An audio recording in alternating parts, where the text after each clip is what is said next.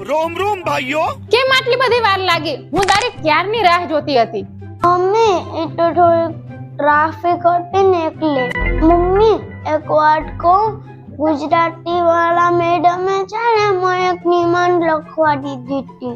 શેના ઉપર? મારી માં ઉપર. લાવ લો મારો દીકરો, હું એ જોઉં. મારી માં જેવું કોઈ નથી. બધાની માં તો માણસ હોય છે, મારી માના તો કેટલાય રૂપ છે.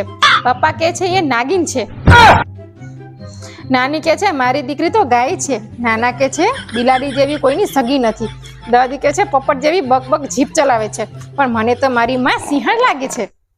મને ફોન ચલાવવાની ના પાડે છે અને પોતે વોટ્સઅપ અને ફેસબુક પર કલાકો વિતાવે છે. જ્યારે પણ અમે બહાર જમવા જઈએ છીએ ત્યારે મારી માં બધું જમવાનું જમી લે છે અને પછી કે છે આના કરતાં તો સારું હોત મેં ઘરે બનાવી દીધું હોત. લોકોની માં તો મારીને અને ખીજાઈને કંટ્રોલ કરે છે, પણ મારી માની તો આંખ જ પૂરતી છે.